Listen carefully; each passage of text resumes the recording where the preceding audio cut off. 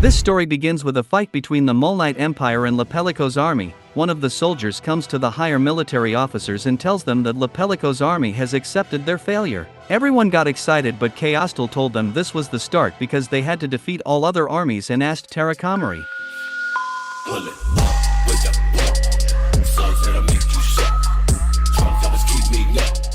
Terakomari appreciated his words and stood up. In the past she was a lazy bee. She always stayed in her room and thought about her ancestors and her disabilities or incompatibilities, like she was unable to use magic, she had no athletic abilities, and was short height. Being a vampire, she wasn't able to drink blood, which was a great disaster for her. She was lying down and suddenly she felt itchy in her belly and there was a weird sign on her belly. Suddenly a girl named Vil came and Terakomari was shocked. Vil introduced herself and Terakomari was in a hurry and asked to leave, but Vil grabbed her hand and stopped her. Terakomari yelled at her and told her to leave her alone, but Vil wasn't leaving her. Suddenly Terakomari's father Armin came and told Vil to leave her.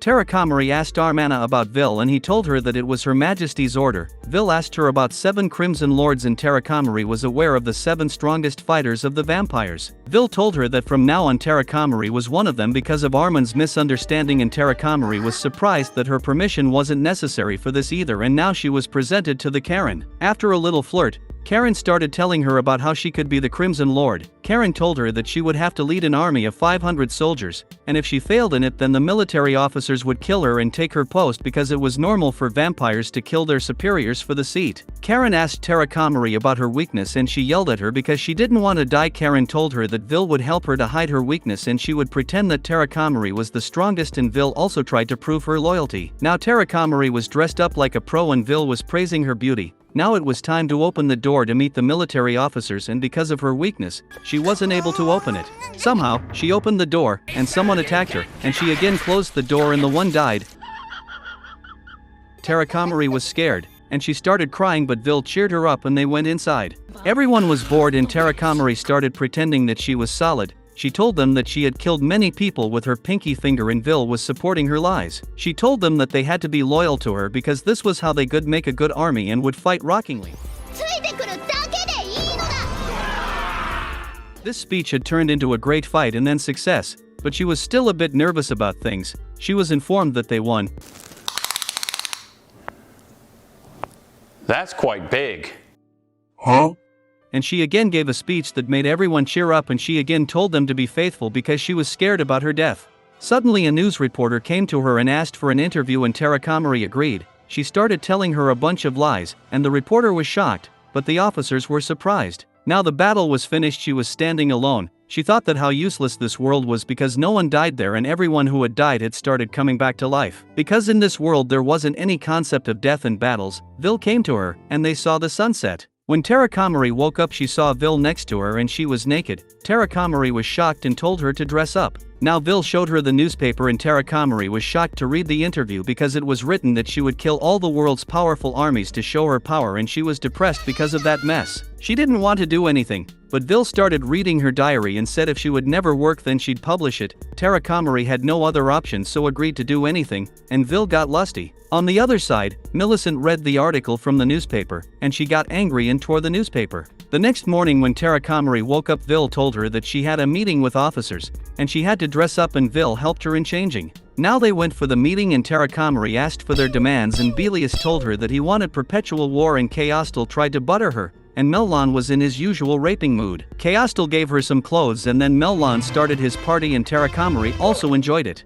Now Kaostal and Belius were walking and Kaostal was reading a 3-year-old report and doubted Terakomari and her powers. When they opened the main doors, they saw Millicent. She told them that she desired to kill Terakomari but would try some other time, and Kaostal attacked her. Belius and Kaostal started fighting with her and she said she'd come back, and she left. Now Terakomari woke up and saw Vil in a revealing dress. She yelled at her and said that she didn't want to do anything. But Vil told her that today they were supposed to select a partner for Terakomari and she got excited. They went to select one and she liked a weird horse. The keeper told Vil that it wasn't a normal one, it was a special one, and Terakomari selected it for her. She jumped on it for a ride and the horse took her to the sky. Johan was angry because Terakomari had killed him once and was thinking of revenge, but she did it again by chance. The horse stopped and she was kicked off and Vil saved her. Terakomari was scared to death, and everyone started praising her skills and she also tried to pretend. Johan came back to life and tried to attack her, but Vil managed to protect Terakomari's fake image by rotating her. She killed his eyes, but he was mad at her and challenged her for a duel. She was shocked and now she was waiting for him,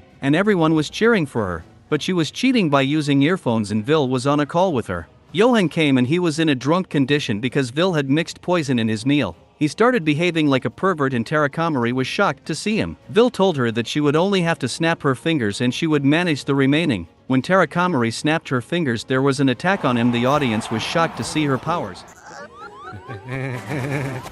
But he was alive. He started attacking her and she was shocked. Suddenly he placed his foot on a landmine and got attacked again. But he was alive and Terakomari was shocked. But he suddenly fell on the ground and Vil told her to declare victory and Terakomari pretended to win the battle. Now she was taking a bath and was stressed. Suddenly Vil came and started playing with her and she asked to show her injuries. But Vil was resisting, so Terakomari ordered her. She told her that she got someone planting traps for Johan and Terakomari said that she didn't have to hurt herself for her sake. Terakomari also asked why she was very loyal, and Vil told her that she had done a crime and Terakomari didn't understand that. On the other side, Johan was burning in the flames of revenge, and Millicent came to him and asked to work together. Now Terakomari was honored with a party, but she didn't like stuff like that. Belius was with her because he also didn't like fancy parties, and suddenly Karen came to her and took her. She started talking with her and told her she had done a pretty good job in a very short time. She offered her blood, but Terakomari refused. Karen told her that she'd try to enjoy stuff like that because before 3 years she locked herself in a room that wasn't good for her, but now things would be okay for her. Karen left and Terakomari remembered some dark images from her past and Millicent summoned her and asked for a talk. Terakomari didn't know her, so she was trying to talk with Millicent without any desire. Still, Millicent was trying to say that Terakomari was a useless crimson because she didn't do anything and everything was happening because of her supporters. Terakomari was shocked to hear her words and suddenly Millicent removed her mask. When Terakomari saw her, she recognized her from some past images and Millicent warned her that she'd take what belonged to her. Millicent tried to attack but Belius saved her and got injured. Terakomari was shocked when she saw Belius's body and Vil ran to attack Millicent, but she resisted the attack with a backflip and told Vil that she was powerful, and Vil couldn't defeat her. Vil was again ready for the attack and Karen came. She told Millicent that she was ruining their party, but said she didn't have such intentions. She jumped to Terakomari and said that she wanted to kill her. Terakomari was scared to death. Millicent told her that she was satisfied with her present condition because she had joined the inverse moon. Karen understood what Millicent was saying and she said that she knew Millicent desired to destroy all the dark cores because the mission of the inverse moon was to allow people to experience true death. Millicent gave Terakomari a cut and was about to attack, but Karen attacked her, and Millicent disappeared. Vil ran to Terakomari and asked if she was alright. Terakomari was stressed and after a week Chaostal was burning in the flames of anger because he wanted to get revenge from Inverse Moon. But Vil told him that it was useless because Millicent's attacks had no healing. After all, she was with the Inverse Moon. Chaostal asked about Terakomari and Vil told him that she didn't know. He insisted on searching for her, but Vil refused him because Terakomari was in her room, and she was sad, because Millicent was always like that. She had bullied her since childhood, and when Millicent tried to snatch her mother's pendant, Terakomari tried to run, but Millicent attacked her and Terakomari didn't remember anything, and she closed herself in a room. She was in her sorrow and Vil came with her favorite dish. On the other side, Chaostal had gotten Terakomari's hair and he wanted to find her. He used his magic and came to know where she was. Vil served the food and Terakomari asked why she was loyal to her. Vil gave her a letter and said she had written everything on it, and Vil told her that people were worried about her, and she had to move on as soon as possible, and suddenly she got attacked and the attacker was Millicent. Terakomari was shocked to death and Millicent told her that she wasn't there to kill her. She wanted to talk and Terakomari had to listen to her. Millicent told her that she had a vicious plan and for that, she was taking Vil along with her and Terakomari had to meet her at midnight, otherwise she would kill Vil. Millicent left from the window with Vil and Terakomari started thinking about what she could do. She saw her letter of Vil and started reading it. Vil had written how everything had started. In the school, Vil was bullied and Millicent was the principal offender. Millicent was about to kill her, but Terakomari came and saved her. Since then Millicent started torturing her and Vil was watching this from behind and she wasn't helping her. When she got graduated, she decided to help her and started a job as a maid and served her because she had believed in Terakomari because she was her ideal. Terakomari got the motivation and went out. Chaostal was waiting for her, and he told her that other soldiers were also ready. Belius was alright, but she told them it was her battle, and she would fight with her enemies all alone. Millicent was with Johan, and he was scared of her torture. She came to him and asked about death. He answered wrong, and she killed him. Suddenly door opened and Terakomari came. What will happen next in this story? Subscribe to the channel for the latest updates.